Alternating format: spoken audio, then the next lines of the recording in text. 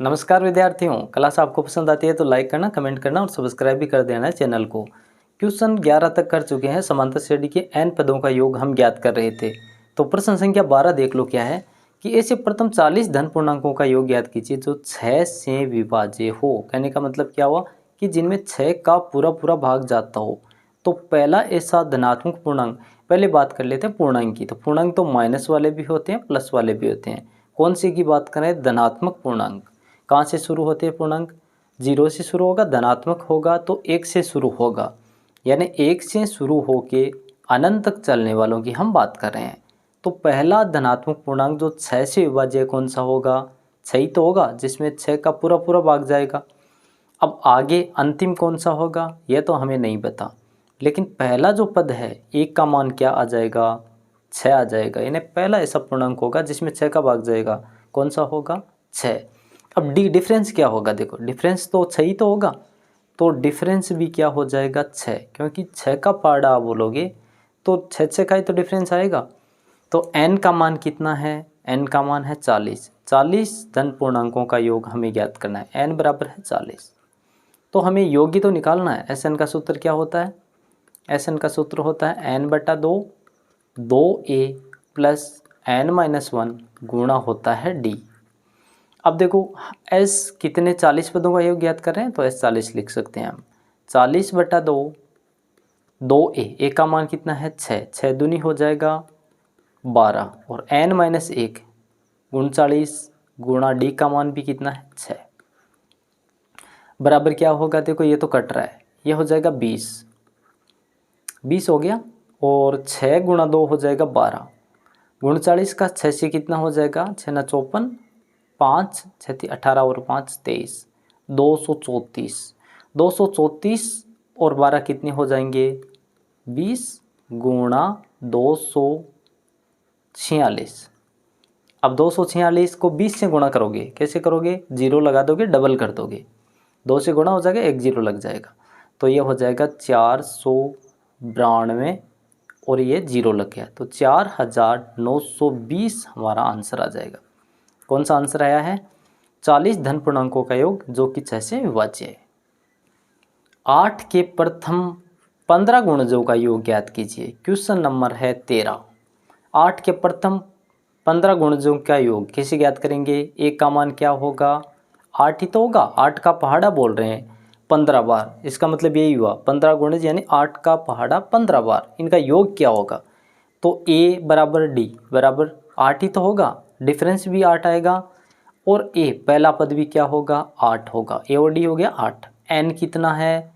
n बराबर है 15। तो हमें क्या ज्ञात करना है? योग ज्ञात करना है। Sn सूत्र क्या होता है? हम पढ़ चुके हैं n/2 2a प्लस n-1 गुणा हो जाता है d। तो बराबर क्या होगा? n का मान कितना है बताओ? 15। तो लिख देंगे 15/2 और 2a 2 गुणा 8 प्लस में n-1 क्या होगा बताओ? 15-1 हो जाएगा 14 और d का मान कितना है? 8।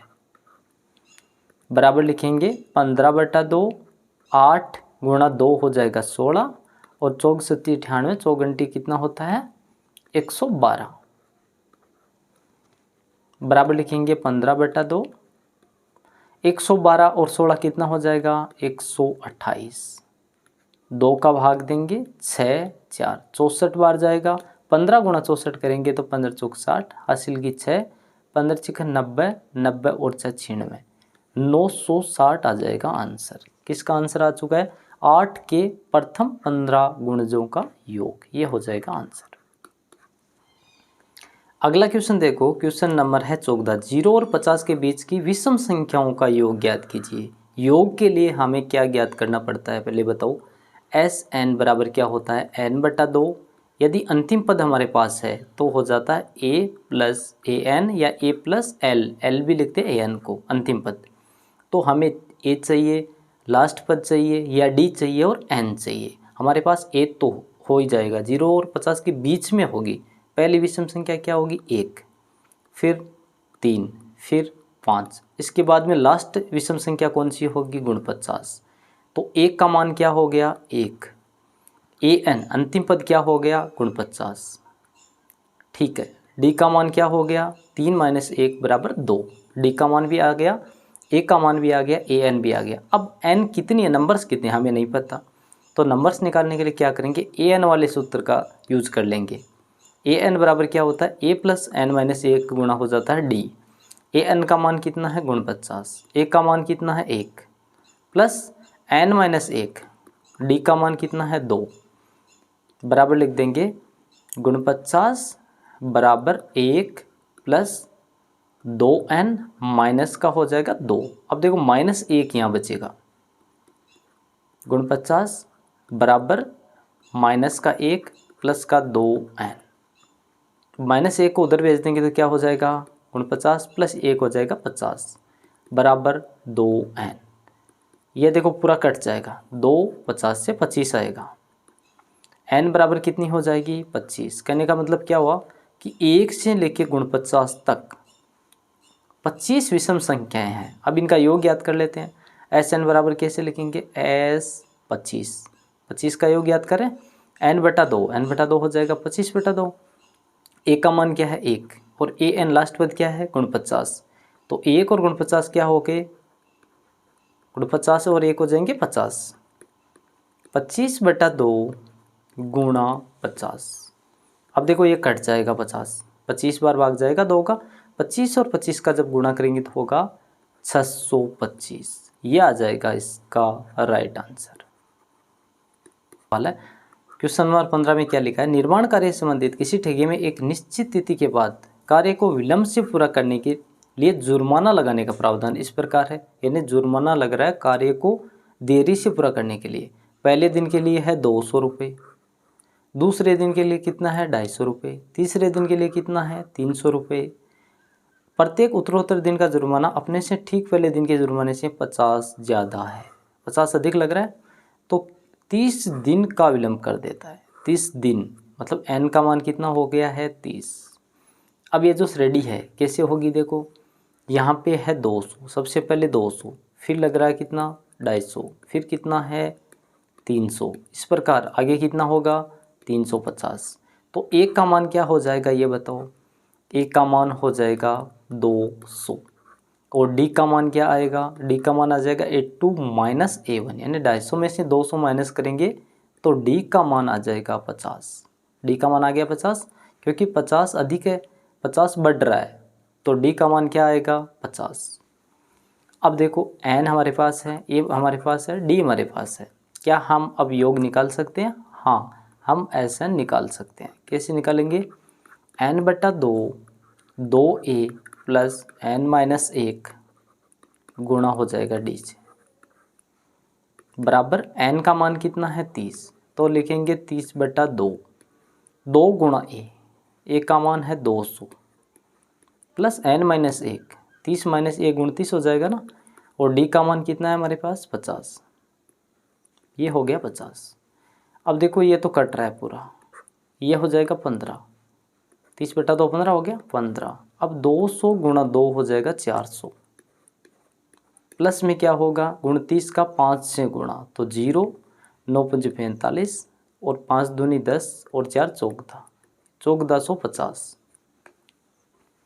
बराबर 15 गुणा 1450 प्लस 400 हो जाएगा 1850। 1850 को 15 से गुणा करेंगे तो हो जाएगा 0, 15 × 5 = 75, हासिल की 7, 15 × 120 और 127, 12, 15 और 12 27। तो आंसर क्या आ जाएगा, 27,750। क्या आ गया है, टोटल जो जुर्माना लगेगा कितना लगेगा, 27,750 रुपये। ये टोटल जुर्माना लगेगा। कैसे निकाला, ये हमारे पास देख लो, किसी स्कूल के विद्यार्थियों को उनके समग्र शैक्षिक प्रदर्शन के लिए 7 नगद पुरस्कार देने के लिए 700 रुपये की राशि है। टोटल राशि कितनी है, 700 रुपये, और इनाम कितने हैं, 7। यदि प्रत्येक पुरस्कार अपने से ठीक पहले पुरस्कार से 20 कम है, यानी जो अगला जो पुरस्कार है वो 20 रुपये कम है, तो प्रत्येक पुरस्कार का मान निकालना है। तो हमें योग दिया गया है, एक तो SN दिया गया है, टोटल कितना है, 700 रुपये। 700 रुपये है ना टोटल, 700 रुपये की राशि है। कितने पुरस्कार हैं, n बराबर कितना है 7, यह भी हमें मालूम चल गया। अब हमें क्या पता करना है कि एक का मान कितना है। यदि एक का मान हमें पता चल गया, डी का मान भी हमें पता है, 20 कम है का मतलब क्या हुआ, माइनस का 20 हो जाएगा। जैसे मैं यहाँ रेडी लिखता हूँ ए, अगला जो है वो हो जाएगा ए माइनस 20, अगला पुरस्कार कितना होगा 20 और कम हो जाएगा 20 में से तो ए माइनस 40, अगला क्या होगा ए माइनस 60। इसी प्रकार 7 पुरस्कार हैं। अब बताओ डी का मान क्या होगा, ए माइनस 20 में से क्या माइनस कर देंगे ए, डी बराबर क्या होता है ए2 माइनस ए1, तो ए माइनस 20 माइनस ए से ए कट जाएगा और डी का मान कितना आ जाएगा हमारे पास माइनस का 20। अब हमारे पास देखो डी का मान है, हमारे पास एन का मान भी है, हमारे पास एस एन भी है। क्या हम एस एन वाला फॉर्मूला लगा सकते हैं एक का मान निकालने के लिए। एस एन बराबर क्या होता है एन बटा 2, 2a प्लस एन माइनस 1 गुणा होता है डी। तो मान रख दो इसमें, एस एन बराबर कितना दिया गया है 700, कुल योग 700 है ना कुल राशि। एन बटा 2 क्या हो जाएगा 7 बटा 2, 2a, एक का मान तो हमें मालूम है ही नहीं, यही तो निकालना चाह रहे हैं। एन कितने हैं 7, तो हो जाएगा 6 और डी का मान है माइनस का 20, माइनस का 20 है ना, क्योंकि 20 कम हो रहा है तो डी तो माइनस 20 ही होगा, बढ़ता तो 20 हो जाता। या 700 बराबर, अब देखो 700 से कट रहा है ना या 7 बटा 2, एक बार लिख दो इसको 7 बटा 2, 2a और माइनस क्या हो जाएगा 6 दूनी 12, 120, ठीक है इतना लिख दिया। अब देखो ये तो कट जाएगा पूरा का पूरा, यहाँ आएगा 100, 7 कट गया पूरा, यहाँ हो गया 100। अब 100 का 2 से गुणा कितना हो जाएगा, या हम यहाँ से कॉमन ले लें एक बार ताकि हमें गुणा करना ही ना पड़े। 100 बराबर 2 बटा 2 और अंदर क्या बचेगा a माइनस 60, ये क्यों लिख दिया बाहर, देखो 2a में से 2 कॉमन आ गया तो a बच गया, 120 में से 2 कॉमन आ गया तो 60 बच गया, 2 में से 2 कट जाएगा और एक का मान क्या आ जाएगा बताओ, एक का मान आएगा 100 प्लस 60, 100 प्लस 60 बराबर कितना आ जाएगा, एक का मान 160 रुपये, यानी पहला इनाम क्या है 160 रुपये।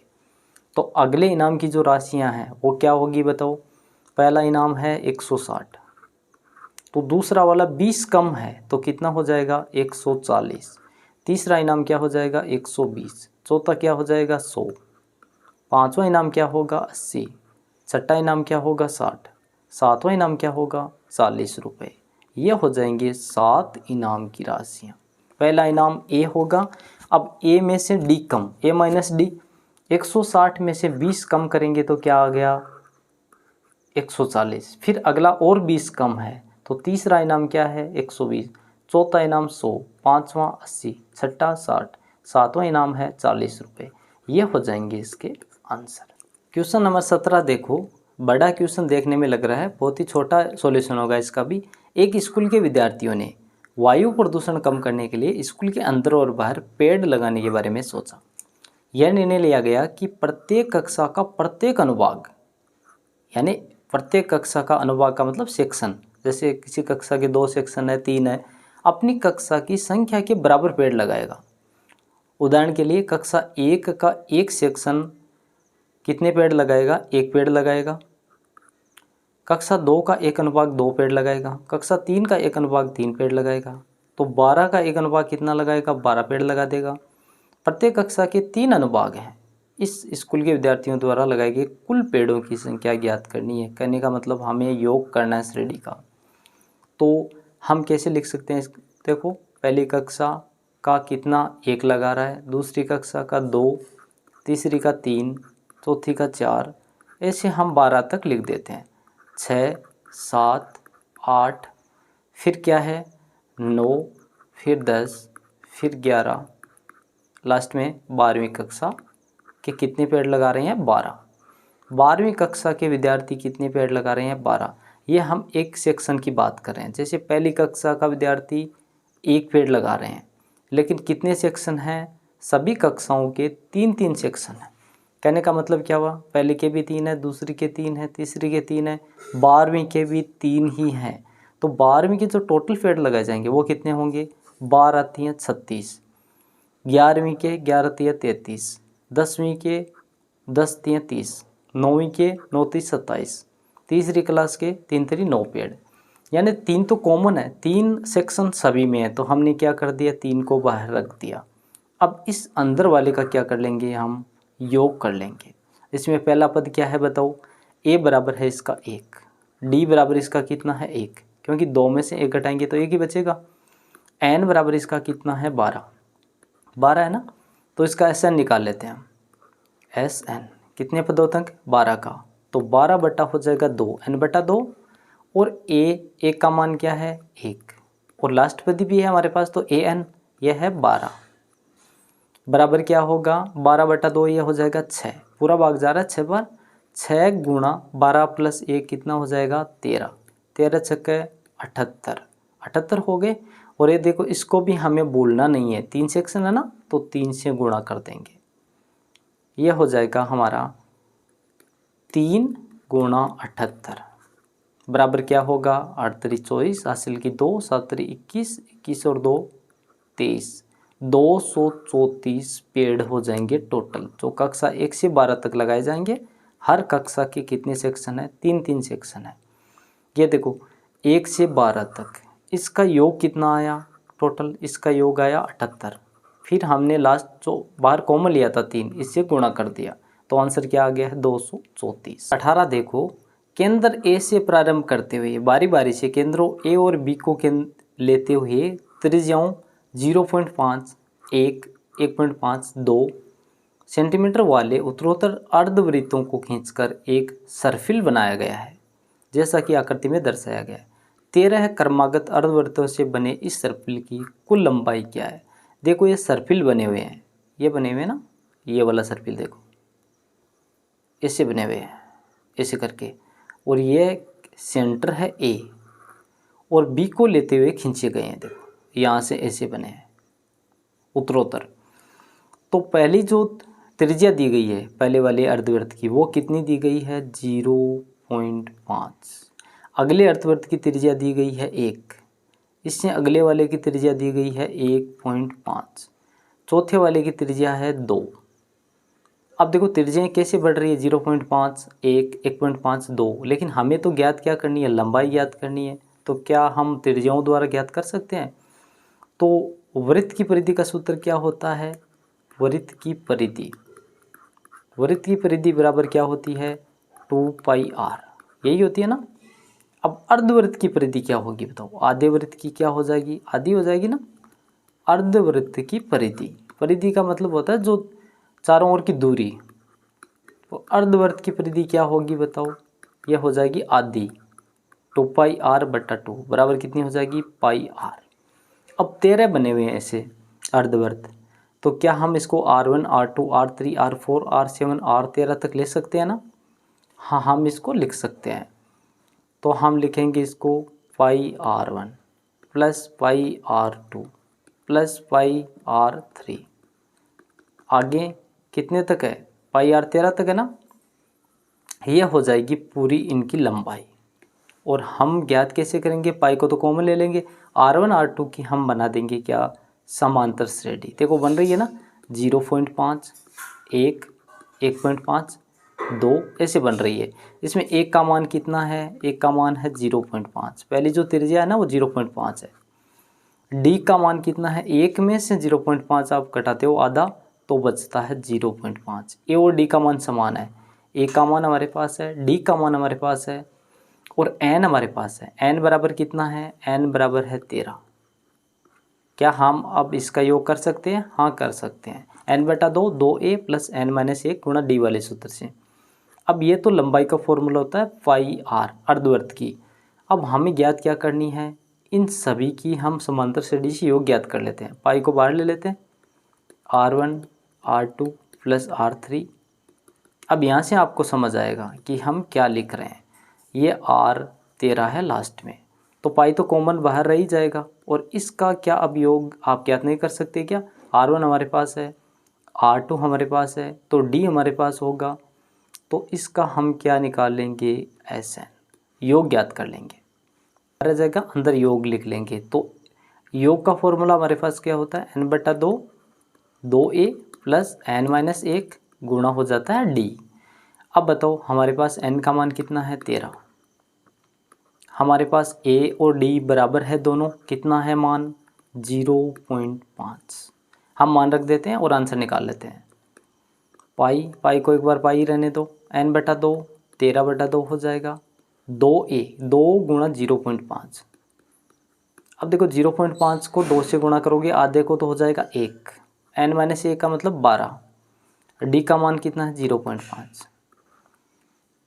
बराबर 5, 13/2। अब 2 का 0.5 से गुणा 1 और 12 का 0.5 का मतलब 12 का आधा कितना होता है 6 बराबर लिखेंगे। अब पाई का मान रख देते हैं, पाई का मान कितना होता है, एक तो पाई का मान हम लेते हैं 22/7 और एक पाई का मान हम कितना लेते हैं 3.14। क्वेश्चन में लिखा गया है हमें कौन सा वाला लेना है 22/7 बराबर लिखेंगे 22/7 गुणा 13/2 गुणा 6 प्लस 1 कितना हो जाएगा 7।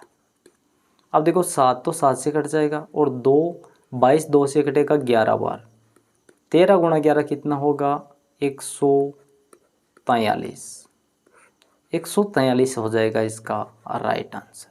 क्या आ गया 143 सेंटीमीटर में आएगा। क्या ज्ञात किया है, जो सर्पिल बने हुए थे 13 ऐसे करके है ना, इन सब की लंबाई का योग कितना आया है 143 सेंटीमीटर। इस प्रकार रखा जाता है कि सबसे नीचे वाली पंक्ति में 20 लट्ठे, उससे अगले वाली में 19, उससे अगले वाली में 18 लट्ठे इत्यादि रखे गए। ऐसे देखो क्रम से हैं, इसमें कितने हैं 20, इसमें कितने रखे गए हैं बीच वाली में 19, ऊपर वाली में इसमें कितने हैं 18, तो इससे ऊपर वाली में कितने होंगे, यहाँ जो लाइन आएगी उसमें हो जाएंगे 17, ऐसे करके रखे गए हैं।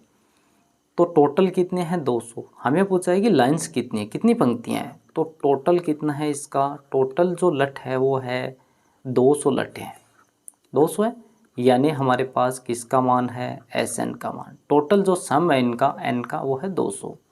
एक का मान कितना है हमारे पास, ऐसे है देखो 20 19 रखे गए, फिर 18 रखे गए, फिर 17 है, इसे क्रम से है। तो a बराबर हमारे पास कितना है 20, d बराबर हमारे पास क्या होगा 19 माइनस 20 बराबर क्या हो जाएगा -1। तो हमारे पास a का मान है, d का मान है और n हमारे पास नहीं है। तो Sn वाला यदि हम फॉर्मूला लगाएं तो कैसे करेंगे बताओ। Sn बराबर होता है n/2 2a प्लस n-1 गुणा होता है d। यहाँ पे मान रख देते हैं, Sn का मान कितना है 200 है बराबर n/2, n का मान हमारे पास है नहीं, n/2। अब देखो a का मान हमारे पास है, 2 गुणा हो जाएगा 20 प्लस n-1 गुणा क्या होगा, d का मान है -1, माइनस का 1 है, गुणा कर देते हैं। तो 2 को एक बार गुणा कर दो, ये हो जाएगा 400 बराबर क्या होगा n, अंदर क्या बचेगा 20 दूना 40 और माइनस माइनस हो जाएगा +1 और माइनस का होगा n। आगे करते हैं इसको, 400 बराबर हो गया है 40 और 41 हो गया ना अंतर, तो 41 गुणा n हो जाएगा 41n और माइनस हो जाएगा n²। ये देखो द्विघात समीकरण बन चुका है, n² को इधर ले लेंगे तो क्या हो जाएगा n² माइनस का 41n प्लस का हो जाएगा 400। ये क्या बन चुका है द्विघात समीकरण। अब देखो ये है द्विघात समीकरण जिसको तोड़ेंगे 41n को तोड़ेंगे तो गुणा में तो क्या आना चाहिए प्लस का 400 और प्लस माइनस यदि हम इसका करें तो कितना आना चाहिए माइनस का 41। तो हम ये तो द्विघात में बहुत बढ़िया तरीके से गुणनखंड विधि द्वारा पढ़ ही चुके हैं। अब देखो ऐसी दो संख्याएं कौन सी हो सकती है जिनका गुणा तो क्या हो 400 हो। हम यहाँ पे देख लेते हैं अभाज्य गुणनखंड द्वारा।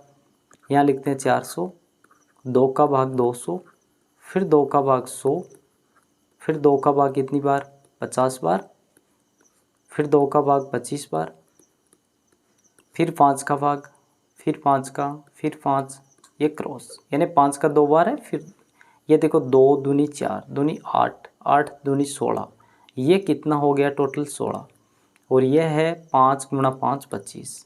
अब 16 और 25 से कुछ कॉम्बिनेशन बनता है क्या, वरना हम इन बाकी को कैलकुलेट करके कर लेते हैं। तो 25 और 16 से ही बन रहा है। देखो 25 और 16 को जोड़ते हैं तो कितना होता है, 41 होता है।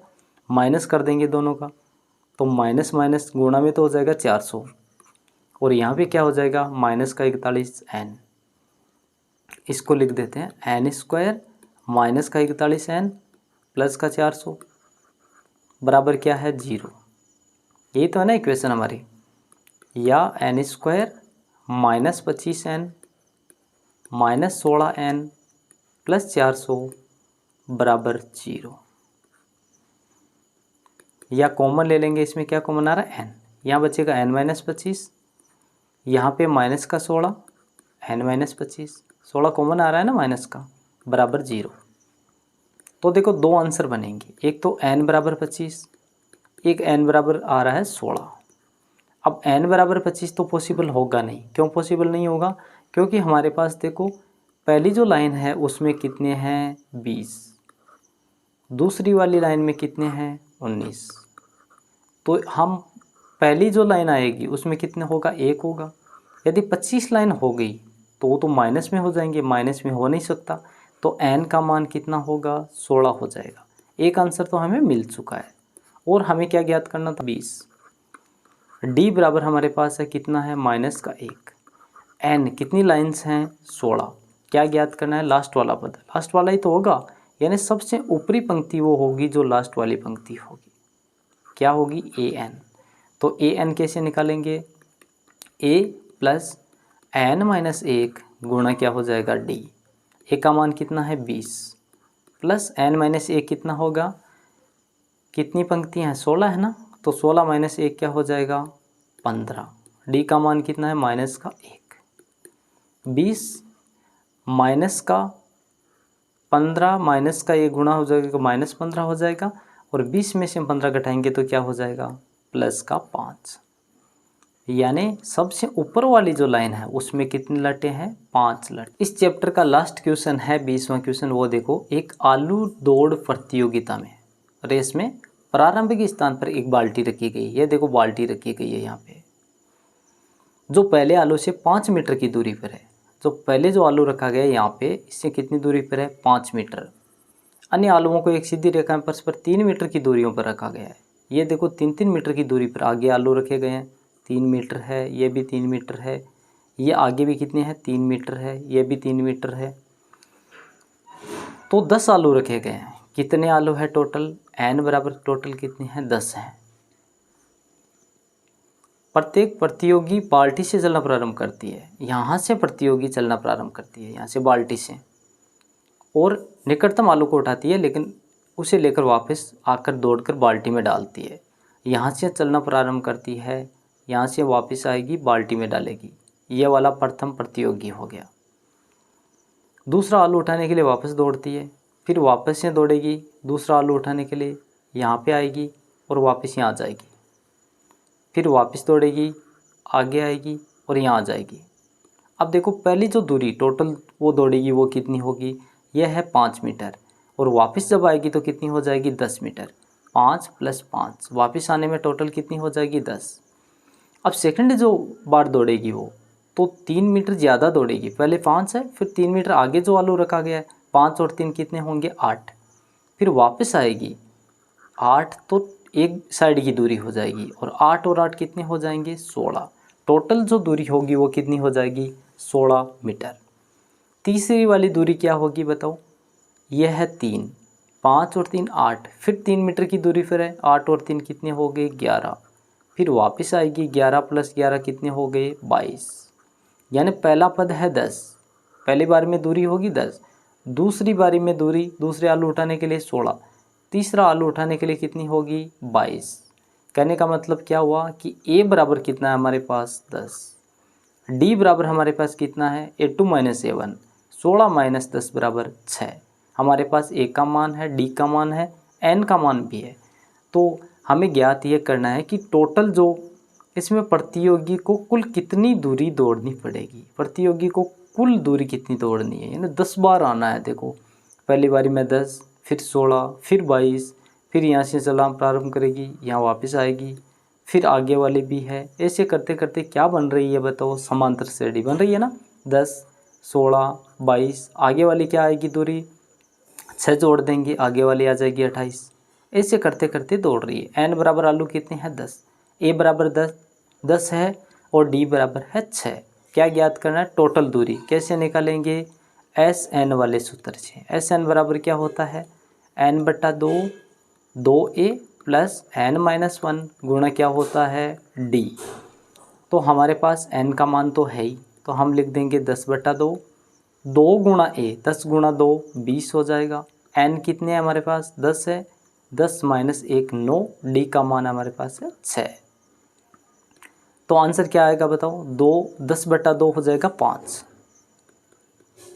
और 20 और 54 कितने हो गए, 9 × 54 और 20 हो जाएंगे 74, और इन दोनों का गुणा क्या हो जाएगा, 5 × 20, 7 × 35 और 2 37, 370 मीटर। कुल दूरी कितनी होगी, 370 मीटर।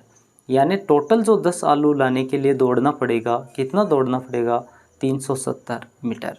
आशा करता हूँ बहुत ही बढ़िया से ये चैप्टर आपको क्लियर हो गया होगा, और कुछ समझ में नहीं आई तो कमेंट करना है, हम आपको क्वेश्चन दोबारा से क्लियर करवा देंगे। Thank you.